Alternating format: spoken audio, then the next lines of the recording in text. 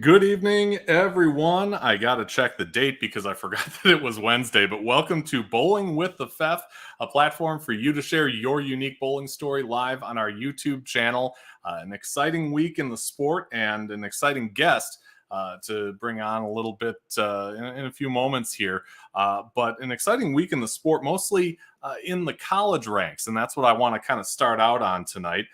We are at a point in the Intercollegiate Singles Championship at Stardust in Addison, Illinois, where they are down to the final four, both on the men's and women's side. And as Nolan Hughes reported late this morning, in that final four on the women's side, you've got Olivia Farwell of Duquesne, Mabel Cummins of Vanderbilt, Kiara Saldi of Duquesne, and Chloe Skurzinski of Stephen F. Austin. They will be competing for a singles title. Then on the men's side, you've got CJ Petrin of Oklahoma Christian, Nate Stubler from St. Ambrose, Brandon Vallone of William Patterson, and Daniel Chin from Calumet. So all those competitors will be bowling again on Saturday. That's when they tape the televised finals. It'll air on CBS Sports Network at a later date that hasn't been announced quite yet. So best of luck to those individuals. Meanwhile, the Intercollegiate Team Championships begin tomorrow, and they are also going at it in Addison, Illinois, looking for a USBC collegiate title both on the men's and women's side.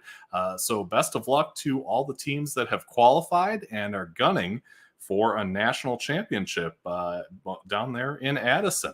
And while we're on the topic of national championships, congratulations to McKendree University over the weekend. You might have seen them on ESPNU winning an NCAA women's bowling championship in Ohio. They took down Stephen F. Austin 4-0 in Columbus, Ohio, in a very exciting telecast. Hope you got a chance to see it. Their head coach, Shannon O'Keefe, a former guest of our show, and congratulations to her, her husband, Brian, and everybody else associated with the McKendree program. Very exciting time for them, their second NCAA championship, and well-earned. Those ladies really did perform well in those circumstances. Also, a somber note, I did want to talk about a gentleman that some in the Milwaukee area may know. We did lose Tim Moss at the age of just 41 years old this past week. Tim is a guy that I didn't know all that well, although we did bowl juniors together in the late 90s. Tim was he was a longtime bowler at Blue Mound Bowl, and that's why they put this on their Facebook page. Our deepest condolences go out to the family of Tim Moss. He was part of our Blue Mound Bowl family for over 15 years, a true loss to anyone who knew him. I did have a chance to speak with his brother Chad while I was at the PBA World Championship at Bolero. He also bowled with us in junior leagues in the mid and late 90s. A terrible loss for a guy who was really young at just 41, but certainly condolences and sympathies to his family and friends during what must be an incredibly tough time. So on this show, we can't do what we do without support. And our support comes from Chip Magnet Salsa. Chip Magnet is a local company here in western Wisconsin in Eau Claire. They put together salsa, relishes, and all kinds of other food products to stores in 38 states and Canada. If you're in the Milwaukee area, you can find Chip Magnet at stores like Sendik's, Whole Foods, Festival, or right at your fingertips at chipmagnetsalsa.com. Remember, Chip Magnet Salsa, a big supporter of Bowling with the Fef, and has been for quite a while now. So remember that when you're at the grocery store or even just online. Chip Magnet, raise your snack standards. So tonight is kind of a different type of show because we do have a guest that we're going to learn, more about in terms of his bowling story, but also the bowling story of a legend in the sport who has passed on about a year ago, named Mo Pinel, that a lot of you might know. But our guest is Paul Ridenour of Waukesha, Wisconsin, an engineer, ball driller, competitive bowler, and like I said, a close relationship with Mo. Paul, welcome to Bowling with the Fef. Thank you, Fef. Appreciate it. Yeah, it's an honor to be here. I appreciate it, and hopefully tell some really good stories about Mo today. No R-rated stories today, only PG-13. Yeah, and so we'll go forward from there, man. That's the way to do it. I love the story about how this all came together. So I'm going to tell it in kind of a Cliff's Notes version. But, I'm out there bowling and I took the whole COVID year and a half off. So I'm still kind of piecing together this arsenal that, is kind of comprised of some older equipment and stuff. So you'll catch me on Facebook, looking for used equipment. And I happened to stumble upon an ad from Paul. He had some nuggets out there for sale, and we talked it over and made the sale. And he happened to mention, by the way, I'd love to come on and talk about Mo, which of course I was all about because I've never had the privilege to meet Mo. And Paul was, as I've said, very close with him. And then another 2 weeks later, and what do you know? We meet up at the Wisconsin State Tournament. Where you beat the pants off me, to be honest. I did not bowl very well. I will be the first one to admit it, especially in minors. For whatever reason, I did not bowl nearly as well as I did the last time in that house. But it's interesting because all those balls that I'm selling were all the test balls. Okay. And so throughout the years, Mo would test initially with a gentleman out of Virginia named Brandon Johnson. Or as he called him, Black Sean Rash, because he absolutely is a phenomenal power player. Brandon throws the ball, and he was on a lot of the videos that you've seen from Mo and Radical Bowling Tech about the new balls and whatnot. Besides Mikey and whatnot, he's part of that core test group. And then I would get a ball every once in a while and be like, "Hey, what do you think of this? Oh, I want you to test it versus this." And so, following the Pinel method of ball testing, which is a specific measurements and all sorts of good stuff. He'd say like, "Hey, go throw that Guru, the original Guru Master." And like, if I said, "Well, I don't have it anymore," he'd be like, "You better have it." So I had every single test ball I'd ever tested. Okay. And so I kept them through the years just because I didn't know. I didn't know when I'd be asked to test again, Sure. Hey, go throw this versus V2 salad, which again, all my V2 salads have cracked out at this point. I wish I could actually have another one. I shot extremely well with that ball in a multitude of places, but it's one of those things where, if Mo asks something, I generally try to accomplish what he asked. So. Yeah, absolutely. One of our past guests, Max Grabara, says, "Hey," and he's got kind of a one-track mind on the merch thing. So one of these days we'll have to come up with something. But until we can then, talk about that after, because there are connections to be made and whatnot, especially in the bowling industry.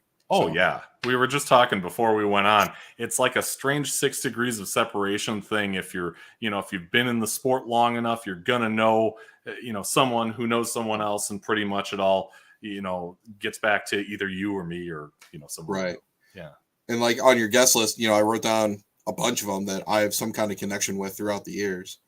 But yeah, I'll start by, just telling a little bit of background about myself and, like where I came from. So I'm originally from a small town called Dyer, Indiana. It's not as small now, but back then it was a small town. My dad worked at the steel mills up in Northwest Indiana, and I was 9 years old when I started bowling. And the reason why I implored my parents aren't really bowlers. My mom bowled while pregnant with me, and kind of like a fun little ladies clutch league. But, my dad's not a bowler. My dad was a football player. he's this big stocky guy too. And my parents were driving past the bowl one day, and they were having a bowling tournament in the parking lot to get rid of old house balls. And I thought it was the coolest thing I'd ever seen. I'm like, wow. Yeah. They're bowling in the parking lot. That's cool. Can we go bowl in the parking lot? My mom was like, no, you can't. You actually have to bowl on an alley of wood. Oh. So I got interested in the sport that way. Yeah. Got my first ball drilled up at Galcus Pro Shop in Dyer, and started bowling at Stardust Bowl 3. It's 48 lanes of wood, still wood to this day. Didn't have automatic scoring until after I left from high school, and then when I moved back after a brief stint elsewhere in Terre Haute, Indiana, I kind of gave up the sport a little bit in college. I was busy and chasing other things in life.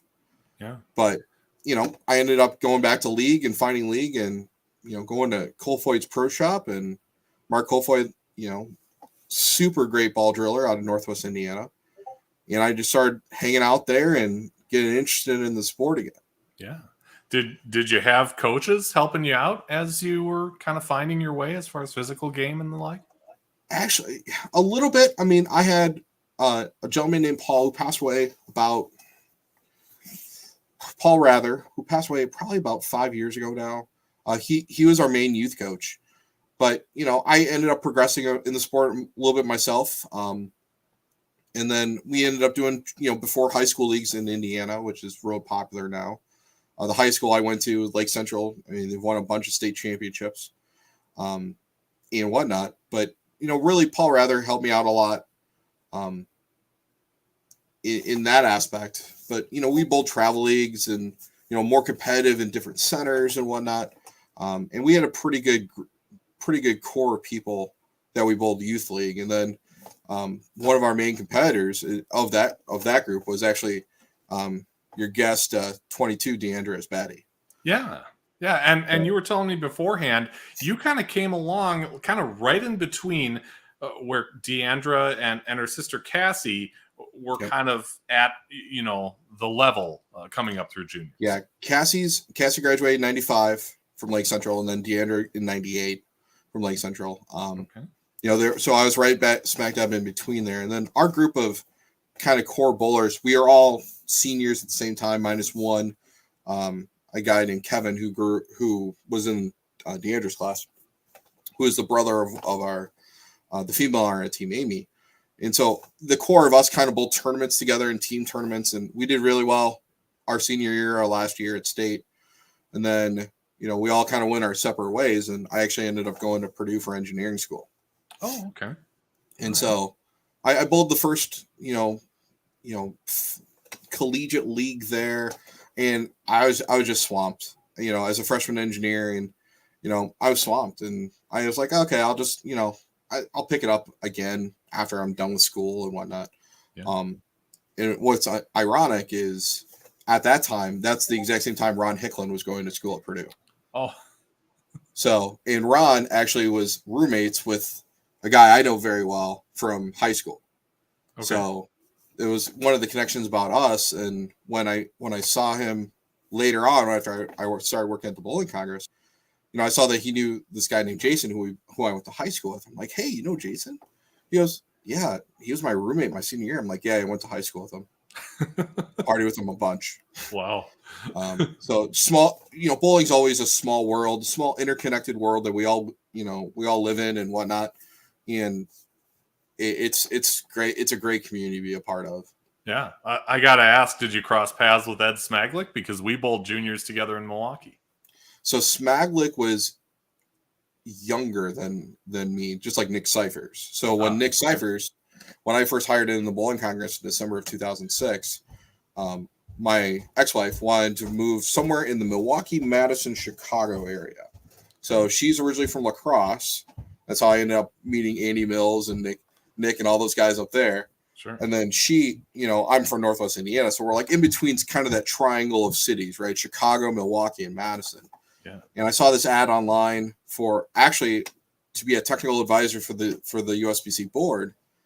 And I applied for it, and I lost to someone who way better than I am, who's still helping out the board to this day, named Scott Sturbins, who's been instrumental in the quality side of the hardness stuff that's been going on right now. And about 2 months later, Neil Stremmel, who was my first supervisor at the Bowling Congress, said, "Hey, look out! There's gonna be a job posting here in the next couple months, and go ahead and apply for it." I said, "Okay." So I didn't really think anything of it. I'm like, "All right, I'll apply." It's in the Triangle, and I was graduating with my master's degree. They interviewed me. They said, "Hey, we'd like to offer you a job. Oh, by the way, you're gonna make less than you did as an intern." I'm like, okay. And then, they give you the whole real spiel. Oh, we're a not-for-profit. Okay, that's cool. Yeah, I still made more as an intern. But I loved bowling already. I'd already been bitten by the bug. And so I ended up moving here in a snowstorm. It'll be 16 years ago December. Moved here in a snowstorm to Waukesha. And I've been here ever since. Yeah. Another one of our past guests, Sam Lofquist, says he knows a guy who knows a guy, and that it's true. It's like it's an incestuous thing that we're all kind of a part of just by being part of this bowling family.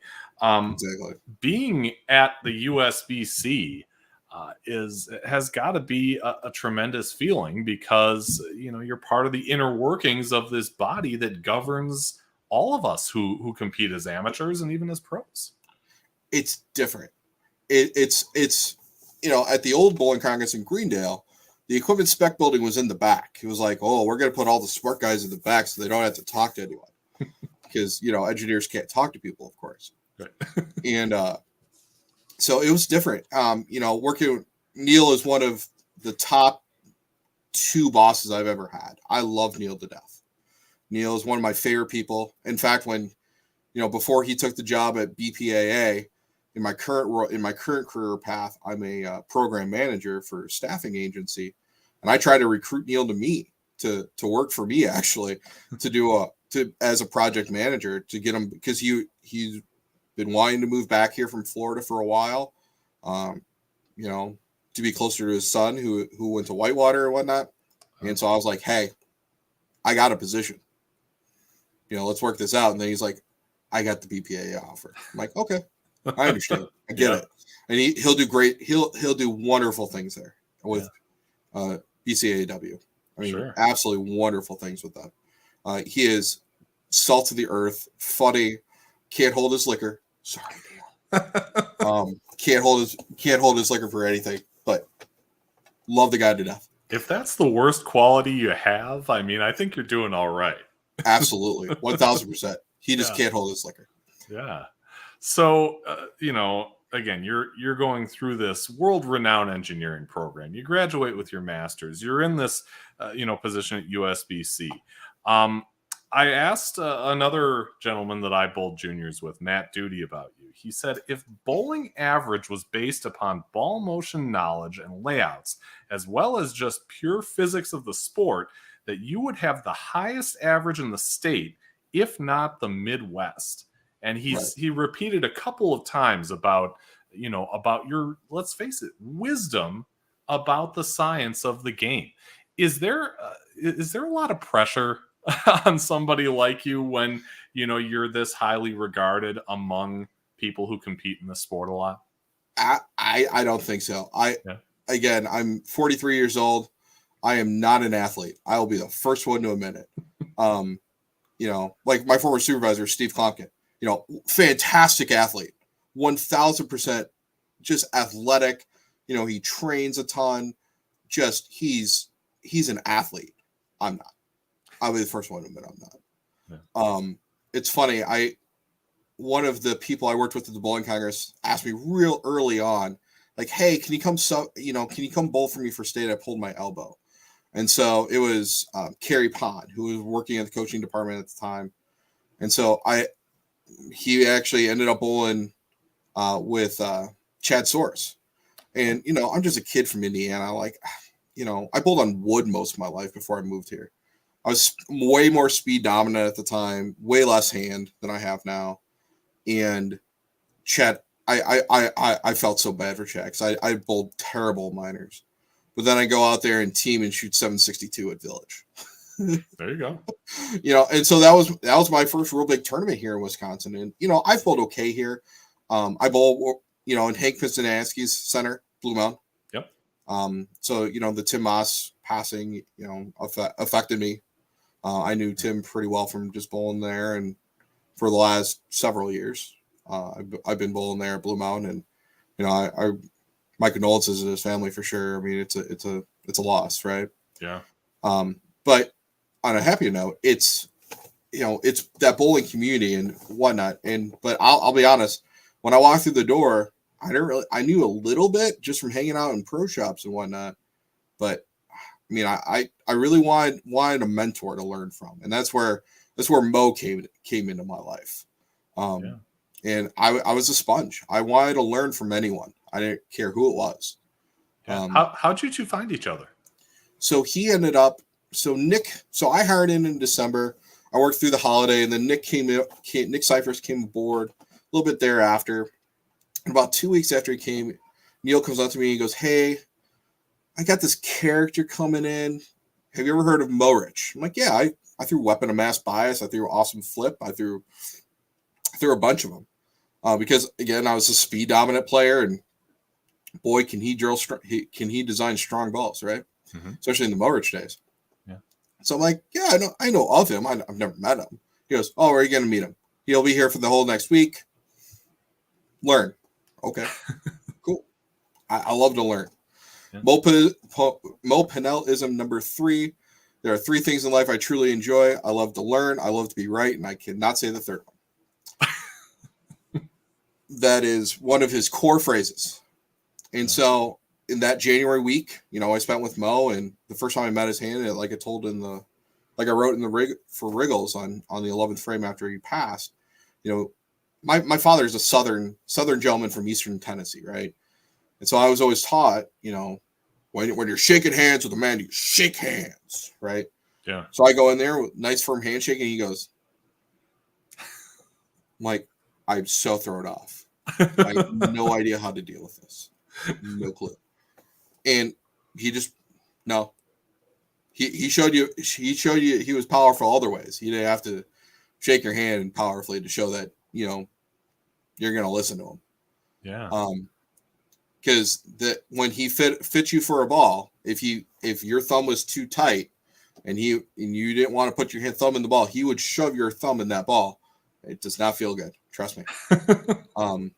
But I learned from him from that week, and we just started taking a rapport to him, and building this rapport between us. And then Neil said, "Hey, I want you to take his advanced certification class with IPSIA." And that was the summer of 2007.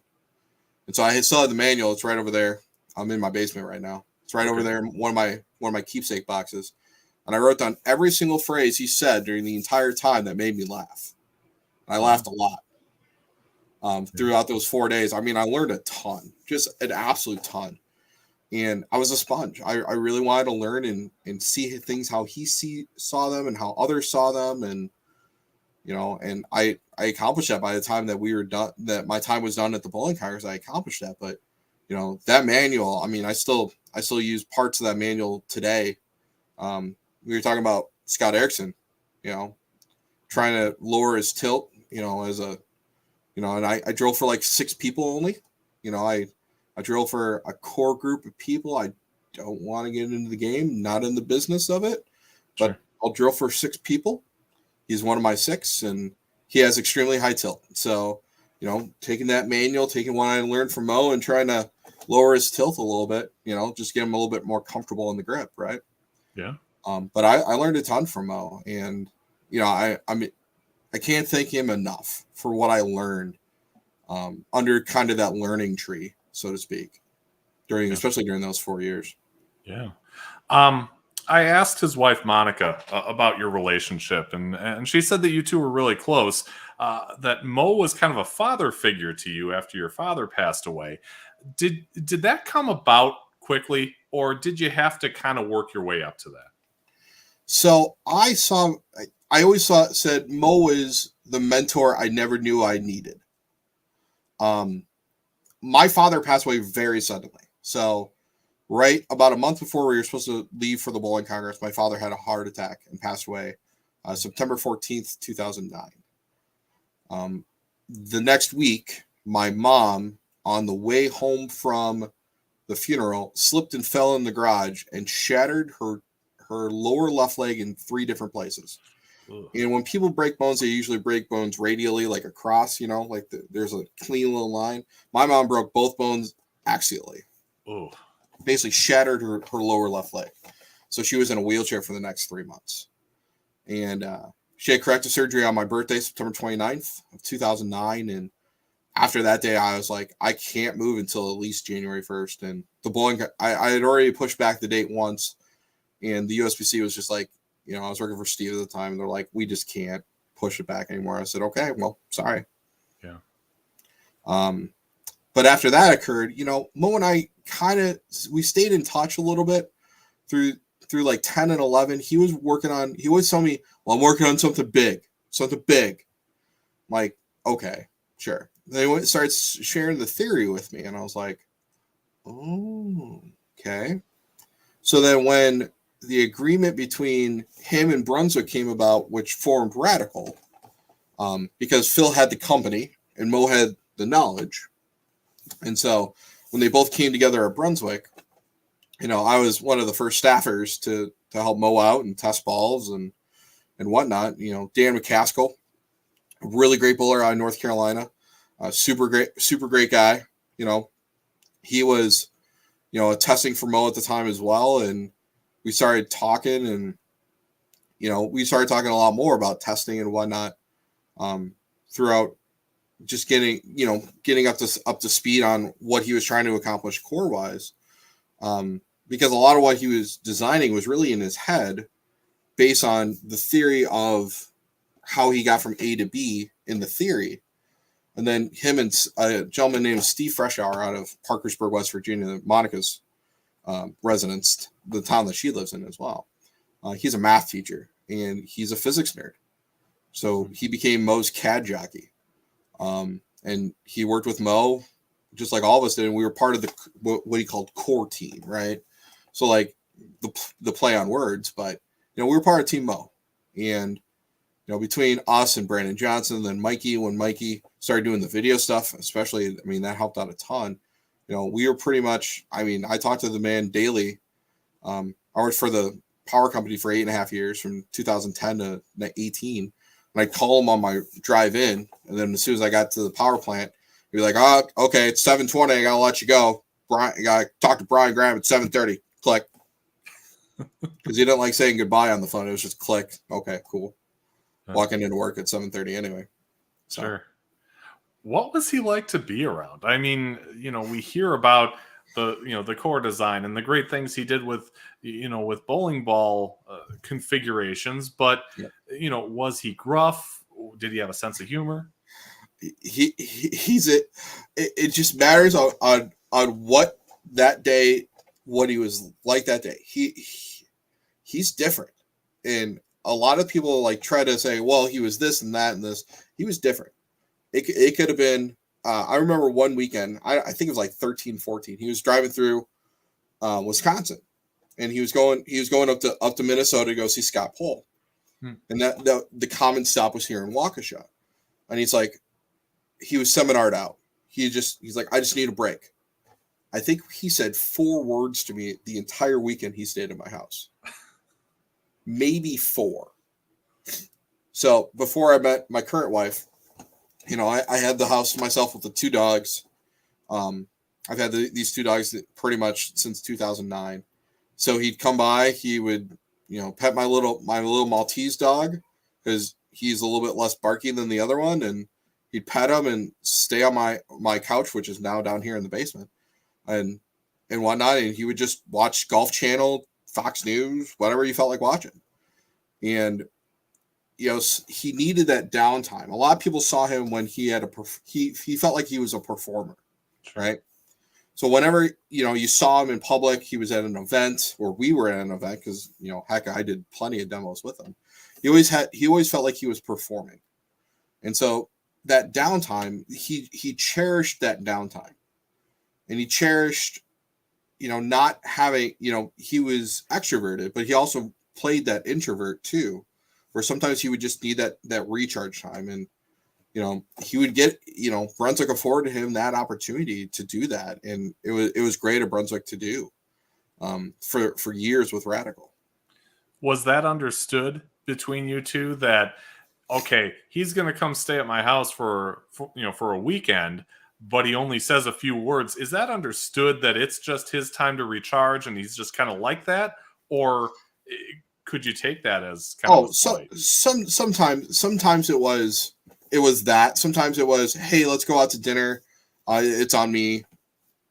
Sometimes it was, I still remember his nighttime routine down here, and either at my house or my old house or my new house, right?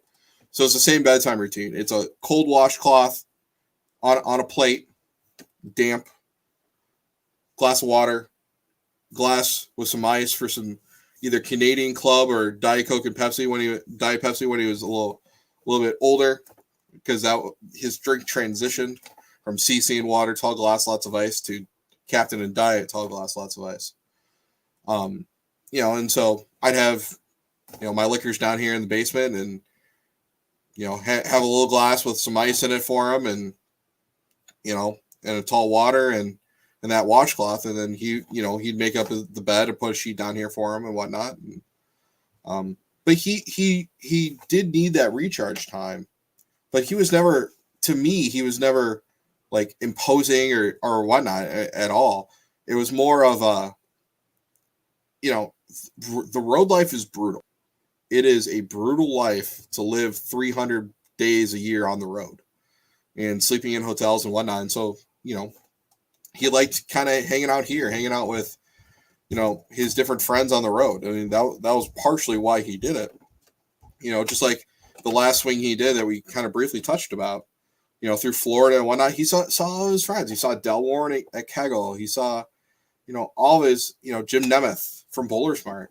He had dinner with Jim probably after he caught COVID. He had home cooked dinner with Del, where they shared the last bottle of the 1983 Chateau Margaux. Something that's like a $5,000 bottle of wine in today's world. Yeah. They bought it for like super cheap.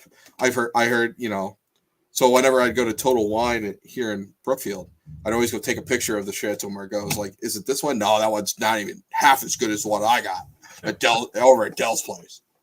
But that's who he was, right? He, if I needed the tough love though, he'd give it to me.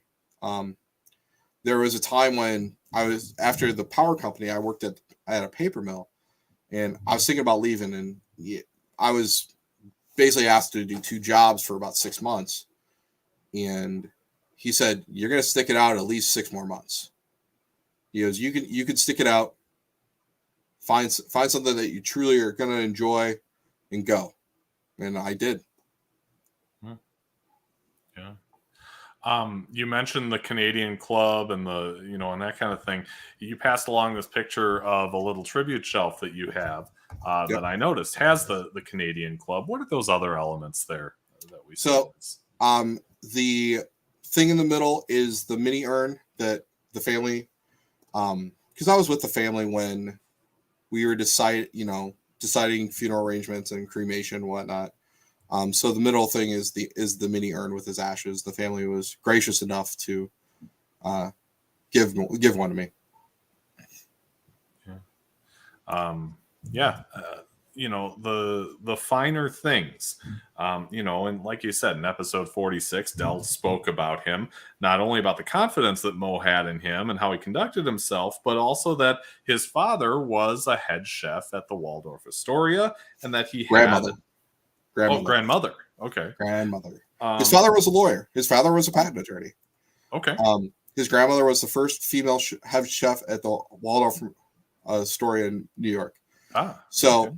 When you were a guest for Mr. Pinel, there were 2 things that he loved to cook.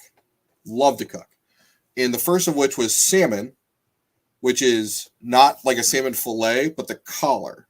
So the collar, a salmon steak. So it's a collar steak. So basically 2 fillets on the side, the bone in the middle, whatnot. Sure. And then the second thing was a Cornish game head. So he had a rub that he liked to prepare that he learned from his grandmother. and a sauce he learned from his grandmother. And those are the two things that he loved to cook. So the same weekend that I talked about where we said basically 4 words to each other, we cooked both those meals that weekend. And he yelled at me. I'll never forget this. He yelled at me because my toaster oven wasn't big enough for both potatoes and the salmon. He's like, this little mini toaster oven, why the hell do you even have one if it's so small? And I'm like, I'm sorry, I have an oven here. He goes, I don't need that. I live the bachelor lifestyle. I got this for you. And so the next week, a toaster oven showed up in my house, and I still have it upstairs. Because he's like, I can't let you have that mini thing anymore. That's just garbage. I don't even know why I have it. Yeah. You do have somebody saying hi, and Aaron M. Aaron Malone. Okay. Really good friend of mine. He was a bowler, had to pull out due to some physical issues. He's also a pro wrestling nerd like myself. I enjoy pro wrestling. I think personally speaking, if pro bowlers had a little bit more of that personality from pro wrestling, you'd see a lot more sponsorships for things like Kyle and Brad, which I think they're phenomenal. I think them, Tang, all the guys like the house guys and whatnot, they're all exactly positioning themselves in the current economy where they need to position themselves as bowlers. Yeah. Great content all the way around. Another guy that I talked to, through a message exchange was Danny Verdecca. He said that he met you through Mo, and you two have, worked on Danny's grip, his layouts, and other concepts for the past several years. He said he's had the opportunity to work with a lot of great coaches over the years, and that you've been one of the best when it comes to listening to the player, helping them understand the complexities that is ball motion in our current game environment, and ultimately matching up balls to layouts to arsenal construction, to what the player wants and needs to see in order to be successful. Is that something that you either learned or were able to refine through Mo? I learned it from Mo. I learned the ball always needs to slow down in order to strike. Before I didn't really see ball motion a certain way. I see ball motion, light years better than I did before I started the Congress. And I have my highest averages as a bowler on wood way before I was at the Congress. But I bowled at a little center here in Milwaukee called Highland Lanes for 8 years, and bowled at Alpine and Muskego for a bunch of time. And then I've been at Blue Mountain, and I never averaged nearly as high at those centers as I did back home. But what I see now is I see the game now through ball motion. I enjoy what I call it professional caddying. I'll tell the story about one of our friends, Don Benner. And Don's a really talented lefty who I ended up hiring at the Bowling Congress. And I always tell the story that the question I asked him is, how do you like working in teams? And the other candidate, who's still in the industry, who I won't say who, said, I hate working in teams. I want to work by myself. And Don's like, oh yeah, I love working in teams. And I'm like, perfect. I want to work with you. I don't want to work with the other guy. But Don was bowling a tournament in Racine, one of the Ryan Zagar tournaments last year. His first tournament back up and going. And, it's a challenge shot. It was a tough shot that day. Chad Kloss, one of your former guests, led qualifying at like plus 54 for 5 games only. Oh, wow. It was brutal. 7 guys were plus. And so he comes out the first game with a Web Tour hybrid, and he shoots like 180, 181. So he's like, a little bit above the cut line, but right at it. And he's bowling a guy, a house guy from Racine, really good bowler, 2-handed lefty throwing a purple hammer. And I remember a story, and I was just up there helping him out. I remember a story he told me like 3 months ago. Before that, he bowled Madison City tournament, crossed with a kid, using a purple hammer, and averaged like 170. And he was all mad about it. I was like, hey, that guy's using a purple. Where's your Black Widow urethane? Because he had an original Black Widow urethane. He goes, oh, it's in the car. I'm like, let me go get it for you. He goes, why? I'm like, because you're going to throw it. He goes, No, I'm not. I'm like, you're going to throw this ball. Okay. He qualified second.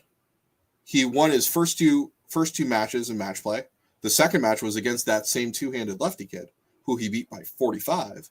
And then he qualified first of the step ladder because Chad lost one of his qualifying matches.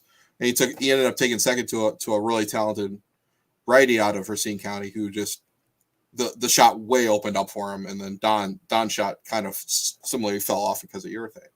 But I always remember, I tell that story because it's, I see things a little differently than some people do. And, it's not saying that I'm always right, but I just see it differently. And so one of the things I always try to do is certain people love to see certain things. Danny's one of them. Danny loves seeing change of direction. He sees change of direction sometimes with, certain other balls that just doesn't match up to his eye. And it could be a really good ball for a lot of bowlers, but it just doesn't match up to him. Don's the same way. Don likes balanced layouts. I see your comment over there, Max Guevara. Yeah. Oh. Paul, what's a good solid layout for a house shot? It all depends on you. It depends on you. It depends on you, where you bowl at. I mean, so I have the fortunate, I have friends all between Madison and Milwaukee. And so one of my really good friends is John Foltz out of Watertown. So I actually subbed out there. That is the tightest house shot I've ever bowled on. And I bowled in Muskego for 7 years. It's a tight house shot. And everybody who's there, they're good. They're good out there. But it's a tight house shot. So it all depends on where you bowl at. And, go see your local pro shop person. And if, like right now, I'm recommending people go to two of your former guests, Chad Kloss and Will Welch. Oh, yeah. That's who I'm recommending people to go to right now. There's a ton of really great ball drillers in the state, and depending on where you're at, I mean, even internet, nationally, there's a ton of really great pro shops nationally. And I ended up meeting some of them through Mo, like Rick Hitt and Josh Hitt down in Cincinnati, suburban Cincinnati. It's Kentucky, but it's close enough to Cincinnati, and they're fantastic pro shop right next to us bowling center. Fantastic people, right? There are really great pro shops all around this country. And it's, getting the other ones who are starting out or whatnot to kind of get in that, go to training, Innovative Bowling out of Pennsylvania. They just ran their biggest storm class taught by Hank Boomershine, another really great mind in the sport, with Innovative and John Jameson, who I love John to death. John's one of the salt of the earth people. And, now that, he owns Vice, and I've been a Vice staffer for, 7 years through Mo. And, they run great classes. Mo used to run the November class, and they ran it with Dell and Chuck this year, I believe. And then Storm ran the spring one with him and Michael Luongo. How would you say Danny's luck has been with interchangeable thumb systems? Bad. Bad. The only person I know who has cracked 4 of them in a year. He caught, again, just that kid has some bad luck sometimes.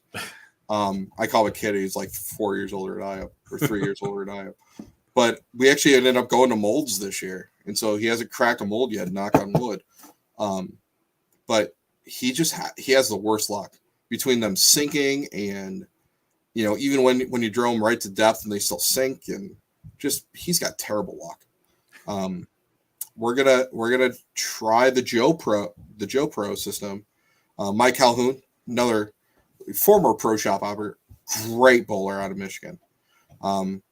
He was one of the later converts for the Padawans, as Mo called them, from the Star Wars reference. He's a phenomenal bowler, and he was working at Bowling IQ for Bowler Smart, and fantastic there. He's working with the owner of Joe Pro, and we're going to try him this summer on Danny, because God, that kid needs better luck. And he's a Norm Duke. He can feel certain things that, like, I just can't feel. I mean, he can literally feel a 32nd of an inch, a little bit of a bevel change here and there. He's finicky, and those kind of players are the ones that you need molds and interchangeables for. And I have two interchangeables I've used. I have a pink one and a clear one. I've used the pink one for probably 6 years now. Okay. We've talked a lot about ball testing, and you kind of have to when you're talking about Mo Pinel, but tell me about what it takes to be a ball tester. I mean, does it take this super accurate bowler who is tops in the sport to accurately test a ball, or can it be done with a lesser player? It can be done with a lesser player if they have the eye for it.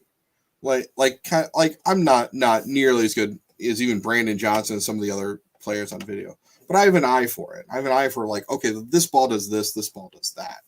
I'll take probably my favorite ball of all of last year, the Obsession Tour Salad. Didn't really sell a ton at first. Did it? Not a lot of players talked about it. You heard a little bit of scuttlebutt from the national players, but that ball's fantastic. Low diff, asymmetrical.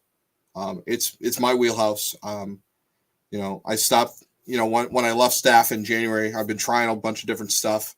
I have a blue coral Venom that I so far I love the ball. Ball's fantastic. Just a little bit smoother than a Nobi Tour Salad. A little bit more continuous. It's been fantastic for me so far.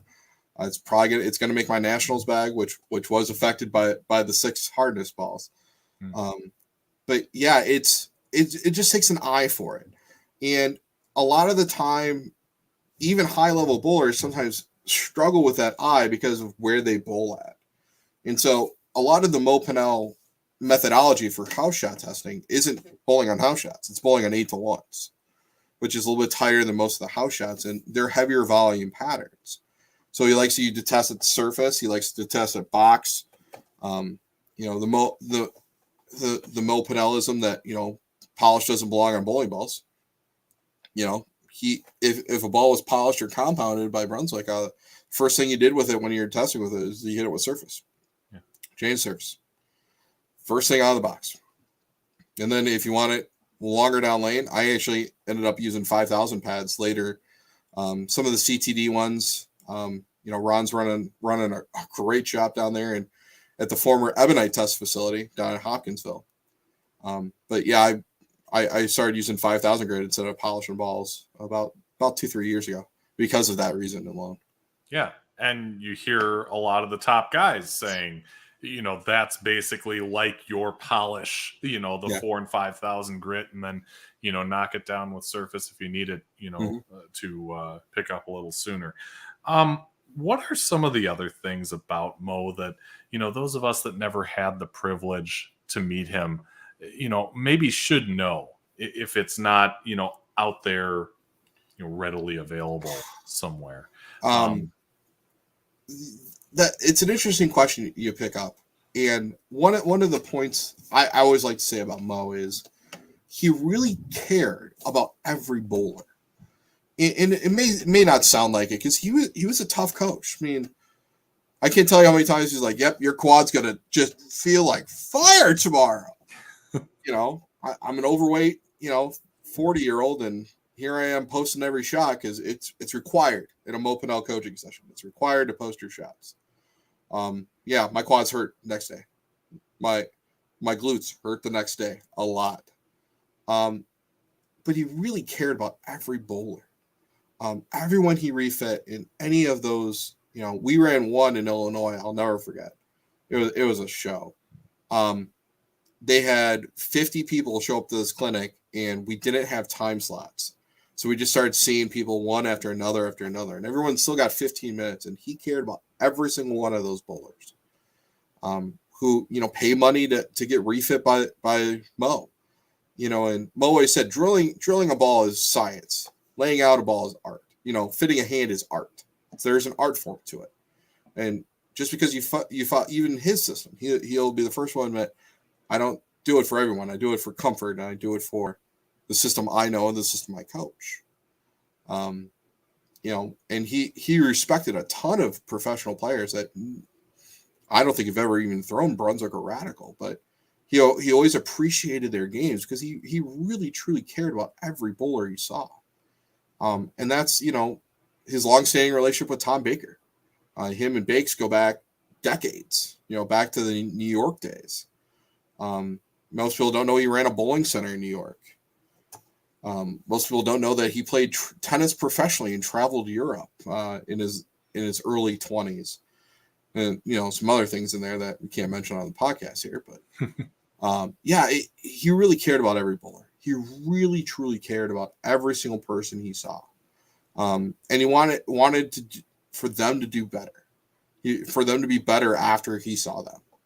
Yeah. So you mentioned Donald Benner before, and we did have a message exchange as well. He brought up the time in the fall of 2020 that you hosted Mo and Don and Danny for what he described as a giant refitting and practice session. And he had this to say about that time. He said that he knew you two were really close, but it was amazing seeing your interaction in person. He said Mo truly valued and respected Paul's mind, which, given who Mo Pinel is in our sport, says all you need to know about Paul's competence. He said they also both never sugarcoat things, so the dialogue was definitely entertaining. What do you remember most about that? I don't know. Was it a weekend or was it a few days? That one in particular was interesting. We were at a new place, the lanes on 20 in Racine. Mm-hmm. I'm forgetting the center's owner off the top of my head. He helps with those. Mo was an expert in patterns too. That's one of his true strengths, was pattern writing. He wrote the pattern that Liz Culkin had the national record on for a while. He wrote his house shot, which the Mo Pinel Memorial Tournament in Harrisburg, PA, that I bowled. It was easy. It was dead easy. It was probably the easiest house shot I've ever bowled on at AMF West there. And I'll be honest, it's his interaction is just, it's one of a kind, because he's not going to sugarcoat it for you. He's not going to sugarcoat anything for you. He's going to tell you how it is. And if you like it, you like it. If you don't, you don't. I always say, you could not listen to me and that's fine. It doesn't bother me if you think I'm a quack, you think I'm this, that, and the other. And I personally just don't care. I'm just going to tell you how I see it. And that's how Mo was. Mo is, there are other people throughout the years, his debates in the 80s with, magnets of our sport and whatnot, that because Mo saw things differently, and he always did. Him and Bill Taylor and their debate series in the early 80s, but Mo saw things differently, and he had the science to back it up. And once he figured it out, it was like the light bulbs went off for him. And between paper napkins and paper dolls designing cores that way, it's astounding. I have framed up here a couple of the napkins I still have from him. Throughout the years, he would just design stuff, go back and forth about like what works, what doesn't, and whatnot. I see Jerry Mars. Yeah, we've got a few, including Jerry. He was on the show. Yeah, Jerry's one of a kind. I know Jerry through a mutual friend, Kevin Coleman. I bowled league with Kevin when he was like an 18-year-old punk kid. Now he's a 32-year-old, just great human being, great adult, and really a redemption story of how you can screw up in your early life and really get yourself in a much better place. And that's Kevin. But I knew Jerry through Kevin, and I don't forget the first time I worked with Jerry, I'm like, "What's that layout?" He goes, "I don't know, I just throw." I'm like, "Oh, okay, cool. You throw really good." Good. It's cool. Yeah, he's a good guy. Really enjoyed talking to him. Jeff Riggles says that he'll be watching the archive of this one. Yep. And I just talked to, I'm not going to spoil it, but I just talked to Jeff about hardness for about an hour and 10 minutes about some of my thoughts about it and what's going on at the old Bowling Congress right now. I'll tell you what, it's great. Yep. No need to know layouts, just bullet, Jerry. Just go keep shooting 300s at tournaments and you'll win them. Yeah. Just like Mo always said, you can throw 2 gutter balls every game, but if you keep striking the rest of the time, it doesn't matter where you put them, you're going to win. That's true. Yeah, that's a good point. Derek says, "What's up, gentlemen?" He just came on the show. Looks like he had 168, 167. I know tonight's his league night, so good for him. Donald also said that he never drills or hardly drills any duds anymore because you know how to make pretty much anything fit into someone's arsenal. Another thing you took from Mo? Another thing I took from Mo. Again, a lot of the times when you're talking about product from any manufacturer now, I mean, it's the system of the ball. I hate when people only talk about cores, and I hate when people only talk about cover stocks. It's a system. It's the system of the core that complements the cover. It's the cover that complements the core. You can have a really great cover and you have a really crappy core, and the ball will roll okay. It'll roll okay. If you have a really bad core though, and a really good cover, it's still gonna roll really crappy. It's the system, and when they line up really well, you have a great bowling ball. Like 900 Global Zen. I mean, the core is fantastic. It's strong. It's a little asymmetrical, even though it's advertised as a symmetrical, but it's below the USPC guideline for that, so we call it a symmetrical ball. But cover's fantastic on it, and it's a fantastic ball. Like Blue Coral Venom by Motive, fantastic. But there are some that the cores just don't match up to the majority of players, and the covers are kind of in between, a little too weak. And it's just not going to match up to a lot of bowlers in today's game. And it's a lot of what you kind of take from Mo is, even he admits his misses, but way later on. Up front they're like, oh, this ball's going to sell well, it's going to be great. And then after a while, yeah, cover's a little weak, rolls forward a little bit. Like Ridiculous Asin was one of them that I remember vividly. He was like, oh, this ball's going to sell a ton. Not really. It rolled well for me at times, but other times it was just hook stop and no continuation. It's not everyone's cup of tea, right? Yeah. I don't know. I thought I caught you chuckling here when Jerry said no need to know layouts, just bowl.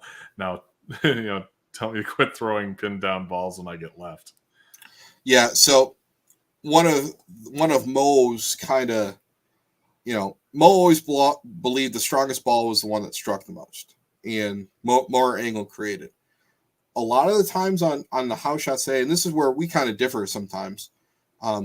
Sometimes you need those pin downs just to blend out the house shots a little bit and blend out that super, in between. So what he would say to that is, oh, you just need a short pin.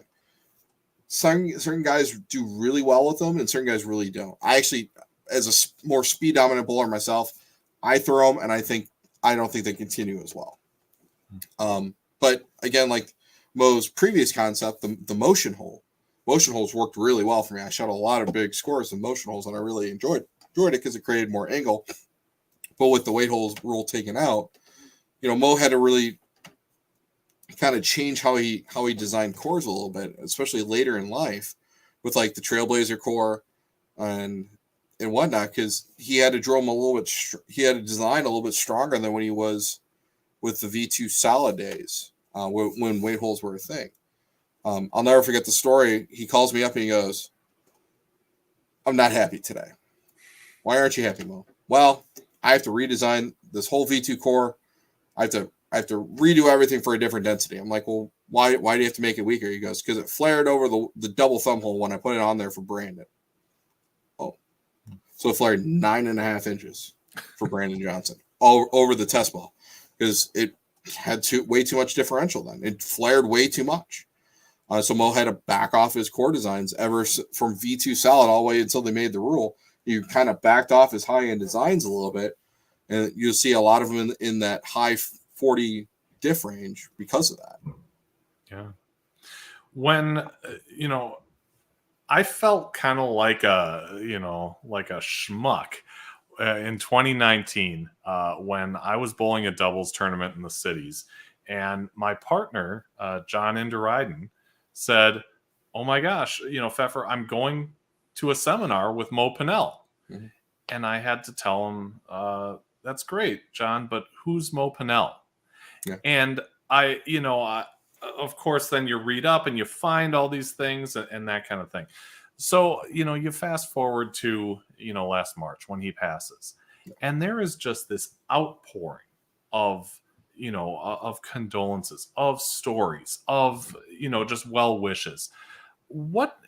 How did you, feel about that when you saw that outpouring of support and the memories that came flooding in, really from all kinds of channels and all kinds Right. of social and other places, after he passed? So that sequence of events from so I he actually told me the weekend before he had COVID. So he started not feeling good. So he spent 2 days in a hotel room on the west coast of Florida. He's like, I can make it to Baton Rouge. I'm going to see Brian Yoches, who, God bless that man. He helped the family out a ton. Myself, he tested for us with Informer, the ball that ended up becoming Informer. I cannot thank that family enough for what they did for both myself and the Pinel family. Cannot thank him enough. There are no words. From that time when I knew he was in Baton Rouge, and he basically that Saturday went to an urgent care clinic, got tested positive for COVID and whatnot. I was pretty much on alert, if you will, because I was going to have to go down there. And so I took the drive in my former car. I had a Ford Focus hatchback, and I drove down to Baton Rouge in the middle of an ice storm.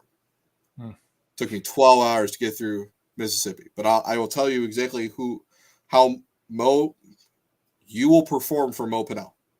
It was one of the things, and here he is. He's sick in a Baton Rouge hospital, and it's 5 a.m. in the morning, and I haven't slept in 36 hours almost. And I'm sitting at a rest stop, and he goes, "Why'd you stop? Why aren't you here yet?"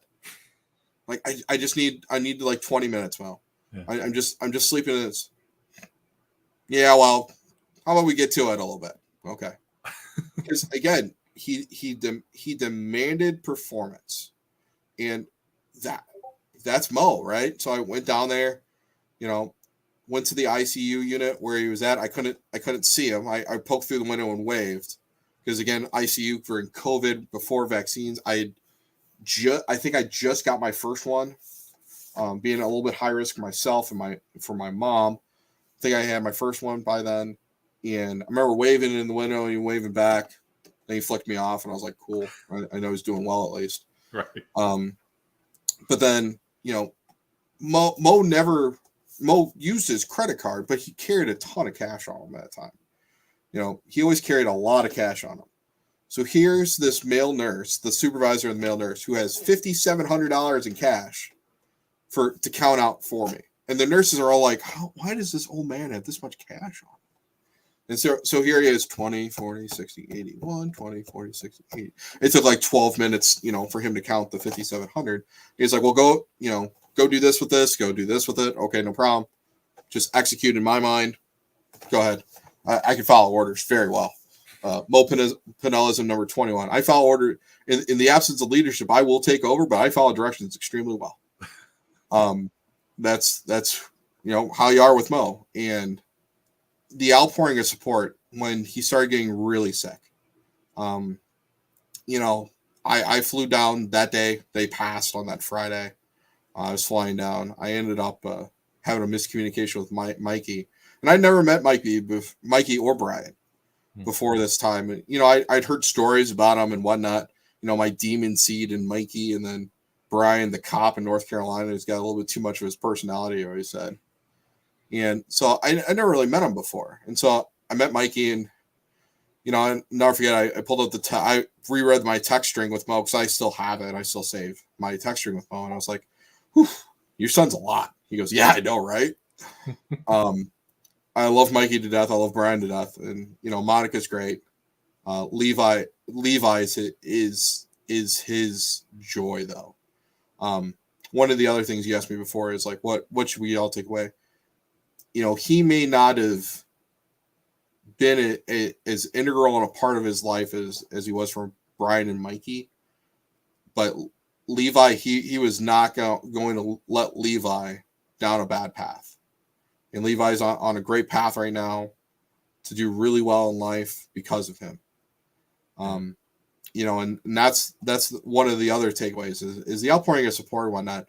He passed in the morning. I ended up writing the obituary that was posted to his Facebook. I had the Mo Pinel laptop in the bag, and I can't tell you what it was like. And then the most surreal moment of all of it, though, all the stuff, right? The passing, the funeral home, which was, Louisiana, is kind of weird and whatnot.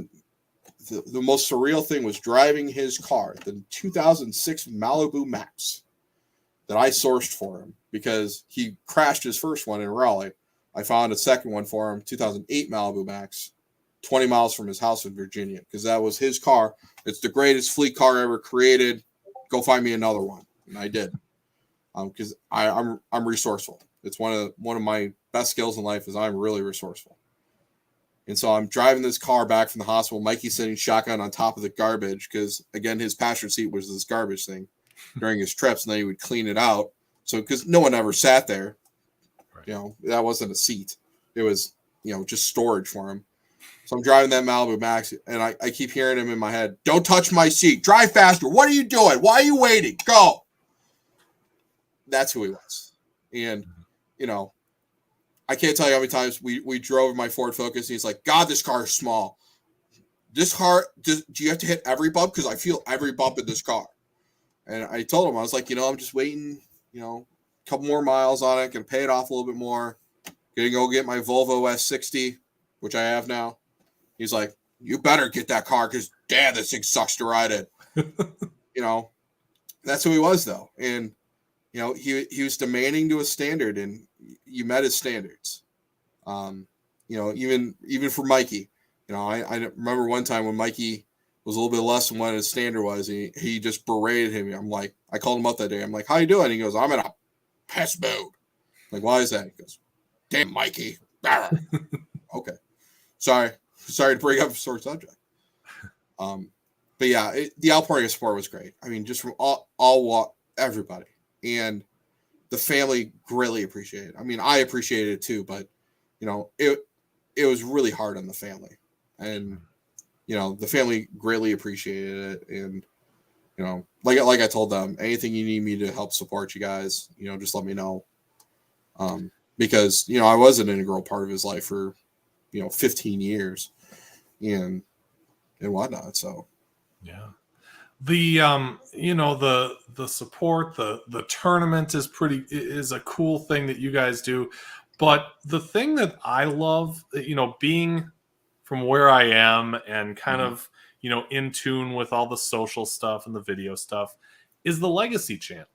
I think that's such a cool thing that, that the family is on board with sharing the stories, sharing the wisdom, to the masses, to make sure his legacy is not only surviving, but is passed on to as many people as possible. Right. And one of the things that I'll share is Mo's vision for after he passed was always kind of like that. It was always Mikey and whatnot. Because I'll be honest. I live in Waukesha. I don't like going many places. I got a wife and 2 kids. I got a 1.5-year-old who's caused me to lose my hair, so I just keep it real short now. I'm a homebody, right? Yeah. I love my home.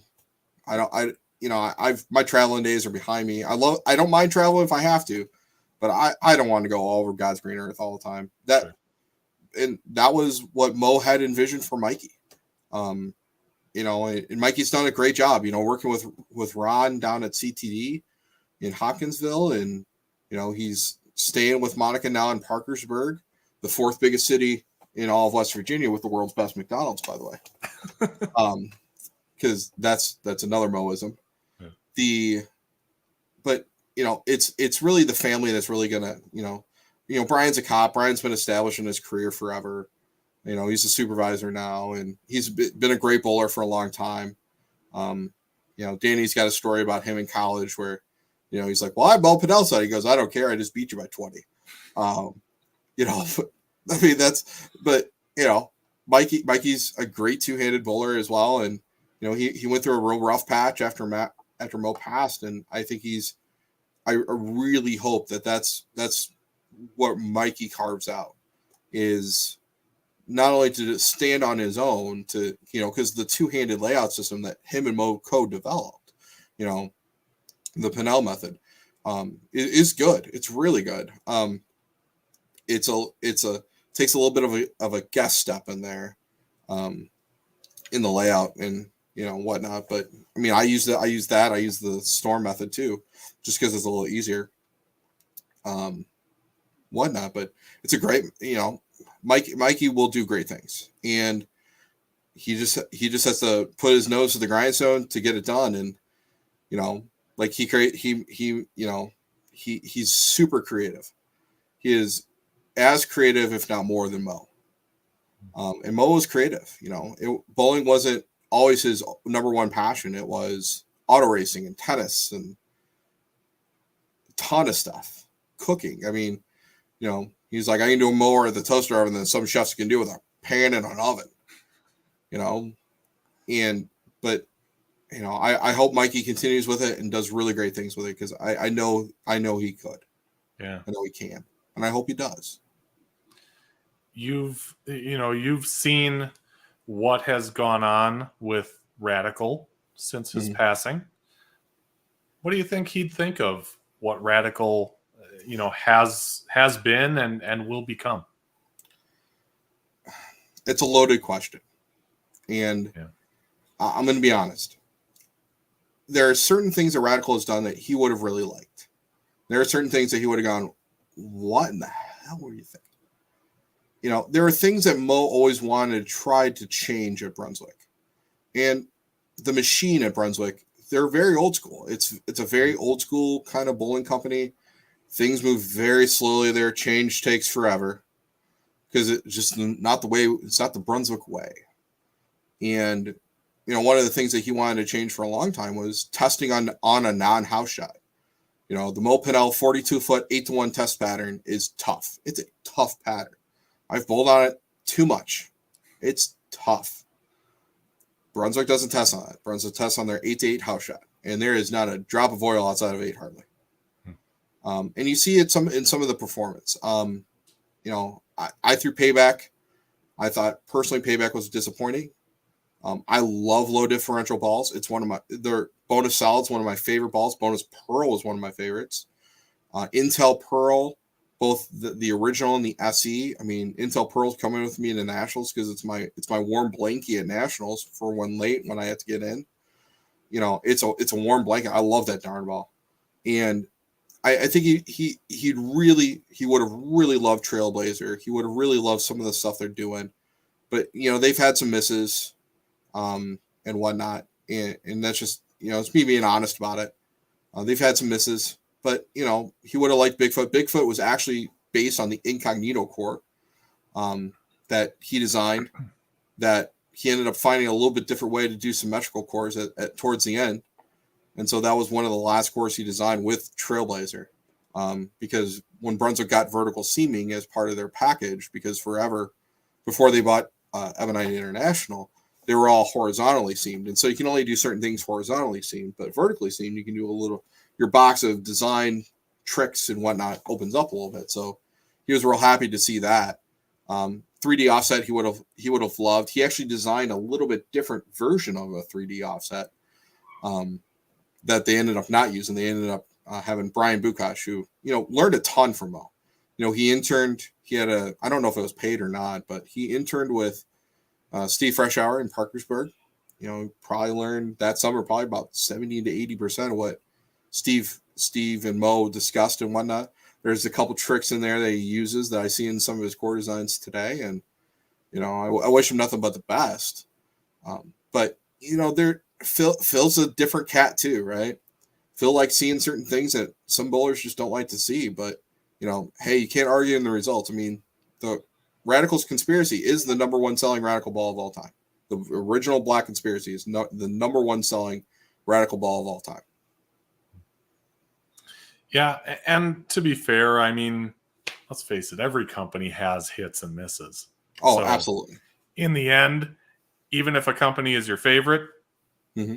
some are going to shine and some aren't going to shine as much. But right, and there are plenty of those. I mean, I had a private conversation with the guys in Motive, and I told them flat out, like, you guys should be proud of. I threw the first 2 Motive test balls as a USBC employee, and they both went dead straight. For me, I threw the TX1 and the SEX one, and no, I didn't even like them. But from where they're at then and then now, 20 years later, 15 years later, is remarkable. Yeah. Victor Marion, who was at Storm for a long time, he's doing big bowling now. I remember when he was just a punky pro shop kid in Mo's advanced class. He started challenging Mo. He challenged Mo one time. He's like, let me get back to you on that. I think he actually may be right. And for Mo to say that was like, yeah, it's an interesting world we live in. And, all ball companies have hits and misses, and, some are different than others and whatnot, but, it's at the end of the day, it's what you choose to, what you choose to look at and what you choose to do. Yeah. And, pro shops have tools nowadays that they didn't have 10, 15, 20 years ago. And there are resources available. And, the good ones always stand out. The Trailblazers of the world. I mean, Trailblazers is a really solid ball. I very much enjoyed throwing it when I threw Radical exclusively. And I threw a bunch of I threw all the Brunswick brands. But, I really enjoyed throwing Trailblazer at the end. It was time for me to move on because I have some things in the works with Mo's former business partner, Rich Saddles, and, some things in the works, hopefully to come here in the future, to really, help out mostly the scholarship fund that Bowl for Life is going to be hosting again this year. Yeah. Yeah. So, the only other thing that I wanted to ask you about, and kind of coming off of Mo and more to you, is what's the deal with the Mad Professor of Bowling? So for a while, I was going to, I want to get some of the knowledge out there, and I really wanted Mikey to do it, but Mikey had a tough time, right? Mikey had some struggles, and I was really hoping that Mikey would be at the production level he is right now. And so I was like, well, maybe I'll start one. So I started it, and I kind of filled in a couple things with it just to kind of give my perspectives on a couple things and whatnot. And, I had Richie Allen arguing with me about ball tech the other day on Twitter, which I greatly appreciate. I'm a technologist, right? I think our sport can be helped through different technology and through different, I don't think we have to go back to 1950s bowling. I listened into the Brian Voss, Robert Smith podcast they did with Bones Kid the other day. And yep, so did I. And I don't see growth that way. I see maybe growth long term, but no one cares about, they fired Roger Dalkin for saying below 2 million members, and it's been below 2 million now for 10 years. I think in order to grow the sport, you have to grow youth bowling. And I think it's going to take a mind shift of proprietors on the local level of how to change that. Because I'll be honest, I got a 10-year-old daughter. My 10-year-old kid has about a 10-week attention span, if that. And she's smart as a nail, but she has no attention span. And maybe I keep saying in my perspective as a 43-year-old, oh yeah, I had way more of an attention span back then. No, maybe. But my kid's got about a 10-week attention span. Yeah. The youth leagues are 24 weeks, right? Mm-hmm. 20 weeks, 24. It's too long. The model's got to change. The model's got to change to match other youth sports and youth development so that we can grow the sport organically. because that's how it's going to grow is with the youth. And I'm a firm believer in that. You know, anytime a youth bowler or someone like teenager wants to come up to me and talk to me about, hey, I'd be more than willing to help out. You know, like Danny's kid. Danny's kid's a two-hander, a inverted two-hander. So he has negative tilt and he rolls over the fingers if you drill conventionally for him. So you got to do everything like he's a left-hander. And so it flares backwards, not over the finger holes. Really, really wicked grip. But it's helping out the youth that I think is really going to help curtail the loss of bowling. And then also the collegiate programs, like what we were talking about before we came on the show with collegiate programs where they're at. I mean, I know one of the singles competitors is actually from my mom's alma mater at Calumet College. My mom graduated from Calumet College of St. Joseph in Whiting, Indiana. Small little town in Indiana, only populated once a year for Pierogi Fest. It's Mike Kabacki runs a great program there. I've bowled against Mike forever. Back home, he's a great bowler, you know, taken out of his prime by scoliosis, but he's a fantastic coach. And what he's done in that program up there is nothing short of phenomenal and fantastic. They're growing from nothing at a community college. You know, my mom's got a 2-year associates from and whatnot, and it's fantastic. But a lot of these college programs like St. Ambrose, I never heard of St. Ambrose in my life before. A little small school in Iowa. You know, I applaud those collegiate programs for really putting their money behind you know, bowling. And, you know, I wish other schools would, especially some of the public schools like next door and at Whitewater, you know, with their situation. And I hope, my hope is that collegiate bowling and youth bowling keeps growing, because that's the only way our sport's going to grow. Yeah. I got away from this, but Jerry did mention that Brian is a good dude. Oh, Brian's a great dude. So there's that. You've seen the show before. You know how we go off the sheet. We ask you to challenge somebody else, not necessarily the greatest bowler in the world, but could be somebody who's passionate about the sport, has a unique story to tell. So, Paul Ridenour, who would you like to challenge to be on a future episode of Bowling with the Fef? Number one is Neil Stremmel. You got to talk to Neil. Not just because he's my former supervisor at the Bowling Congress, not because he, you know, was the president of the WTBA for a while on the technical committee. He is not just smart, but he has a passion for the sport. I think your audience would greatly benefit from listening to some of his stories. I won't tell you the what about an Outback Steakhouse in Bearville, Indiana. Oof, that was a rough night for him. In addition to him, you know, I think you've had a bunch. I wrote before the show. You had a bunch of guests who you've talked to. Danny Verdecca would be one. I mean, moving here from Georgia, you know, winning the first tournament, he moved here to Madison. I mean, his partner Derek Oaf's not too bad of a bowler anyway, right? Oh yeah. But again, those two together winning their first tournament when he moved here from Wisconsin for. He's a really good dude, and his bowling story is really, really interesting. And I think the other one that I think you should talk to, because he's an interesting guy too. I'll give you two in the industry, is Hank Boomershine and John Jameson. Hank is sneaky smart. He comes off as real humble and whatnot, but one decision that he made in core design has helped Storm out tremendously in the last decade, and it's very anti-Mo, believe it or not, and it's helped Storm out a ton in the industry. And I'm not going to let go of that secret. I'll just say I call it is centricity, how centric a core is. But you know, he's one of the best people in bowling. And then John Jameson. John was a high-level bowler. He bought a small little equipment company and turned it around. He had a bowling center in York, PA.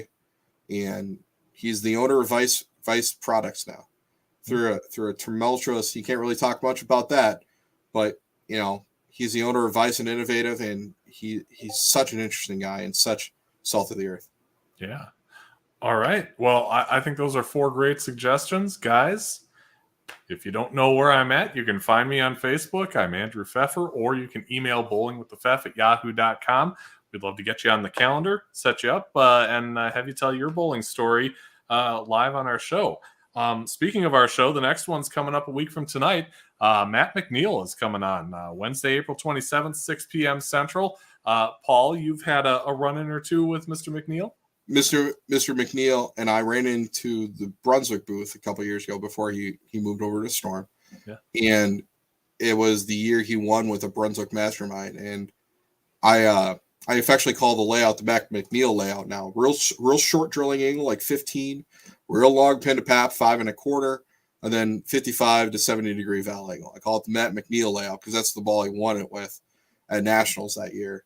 When he won, I think he won singles that year. But he won with that layout, and it was just a goofy looking layout. And then on one of the other people mentioned, Don Benner, I put that on an Ebonite arrow for him, and he was, just asked to sub over at 10-pin lanes in Fitchburg one night on their house shot. First time he's bowled on the house shot there in a couple years, shot 857. Wow. Just ran him over that night. And he's like, why did I run it over with this ball? I'm like, I don't know. You just bowled really well. Yeah, absolutely. Like I said, Matt will be on a week from tonight, 6 p.m. Central. Hope you'll be with us live or on replay. Paul, it has been a pleasure, getting to do this. Like I said, the goofy way this kind of came about, but I'm really glad it did because, boy, what a terrific story you have, and the memories of Mo are priceless. Well, thank you very much. It was great to be on, and I hope you keep growing the channel and keep growing subscribers. Thank you. Yeah, really appreciate it. Everybody be just and fear not. Thanks for watching. We'll see you again next week.